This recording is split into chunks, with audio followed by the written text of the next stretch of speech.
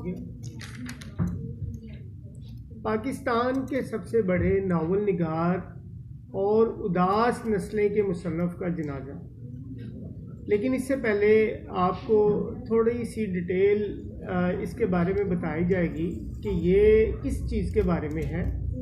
मैं बेशुमार ऐसे लोगों को जानता हूँ जो अपने बच्चों के बचपन को इसलिए एंजॉय ना कर सके कि ये बच्चों के आला मुस्तकबिल के लिए सरमाया जमा कर रहे थे। यानी इसका मतलब ये हुआ कि कुछ लोग अपने काम काज में, अपने कामों में इस कदर मसरूफ़ होते हैं कि उन्हें नहीं पता चलता कि उन्होंने क्या करना है। बड़े हुए तो उन्होंने अपनी पूरी जमा पूंजी लगाकर बच्चों को आला तालीम के लिए बाहर भिजवाया। बच्चे जहाँ गए वो वहाँ से वापस ना आए और यूं इनके जनाजे मुलाजमीन ही ने पढ़े और मुलाजमीन ही ने इन्हें दफन किया। मैं ऐसे लोगों को भी जानता हूँ जो पूरी ज़िंदगी शोहरत जमा करते करते मर गए और इनके जनाजे में कोई अजीज़ रिश्तेदार दोस्त था और ना ही वो लोग जो ज़िंदगी में इनके हाथ चूमते थे और अपनी हथेलियों पर इनके ऑटोग्राफ लेते थे। मैंने ऐसे लोग भी देखे हैं जो अमन, इंसाफ, खुशहाली और मुतमिन ज़िंदगी के लिए ख़ानदान को मुल्क से बाहर ले गए, आखिर में खुद वापस आ गए। ख़ानदान वही रह गया और जब इंतकाल हुआ तो बच्चों को छुट्टी मिली और ना ही फ़्लाइट। चुनांचे पहला सबक ये है कि आप अपनी औलाद, अपने ख़ानदान को कभी तालीम, रोज़गार, काम, शोहरत, इक़्तिदार के नाम पर अपने आप से दूर ना करें। अब आपको बताया जाता है अब्दुल्ला हुसैन के बारे में। अब्दुल्ला हुसैन वो नावल निगार थे जिन्होंने अपनी ज़िंदगी में बड़ी मेहनत की, अपनी ज़िंदगी में नाम कमाया। इंटरनेशनल लेवल पर उन्होंने, बैनुल-अक़वामी तौर पर उन्होंने अपने आप की शोहरत को मनवाया। लेकिन अगर उनका हम लास्ट देखते हैं तो वो कुछ इस तरह से है कि जब उनकी डेथ हुई तो जनाजे में सिर्फ 50-60 लोग थे। सलाम फेरा गया, मौलवी साहब ने दुआ कराई और लोगों ने ताज़ियत के लिए लवाहकीन की तलाश में दाएं बाएं देखना शुरू कर दिया।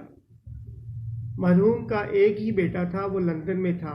वो वक़्त पर पाकिस्तान ना पहुंच सका और लोगों ने चंद लम्हे इंतज़ार किया। चूँकि गर्मी बहुत ज़्यादा थी और लोग उस गर्मी से बचने के लिए इधर उधर होना शुरू कर दिया, लोग घरों को वापस चले गए।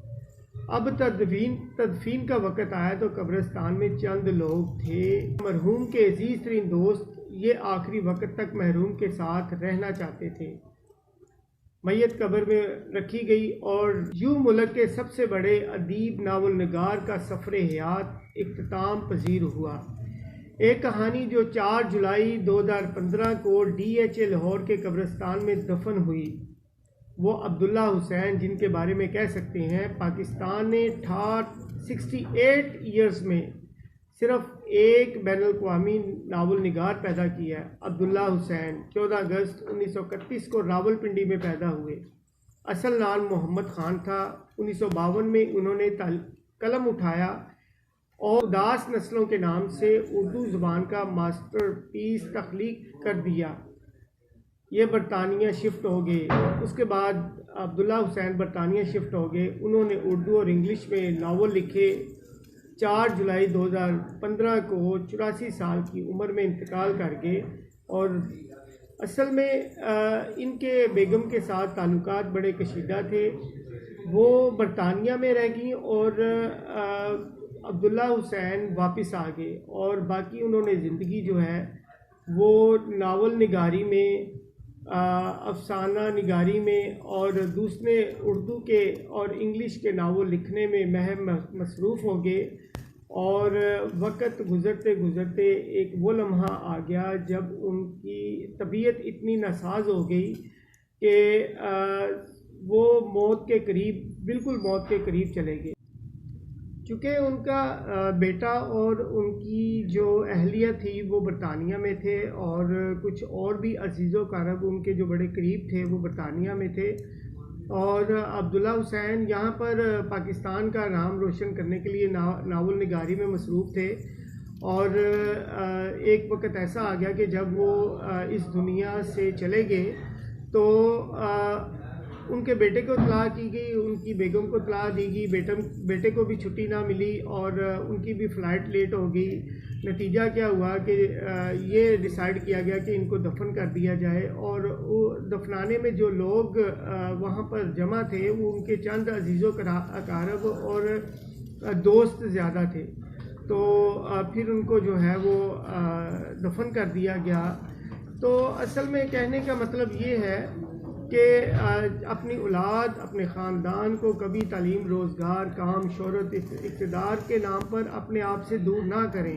मे भी कि वो जिनको आप अपने प्यारों को दूर कर रही हैं वो अपनी मजबूरियों में गिरफ़्तार हो जाएं, अपनी मजबूरियों में मसरूफ़ हो जाएं कि उनको आपका ख्याल ही ना रहे।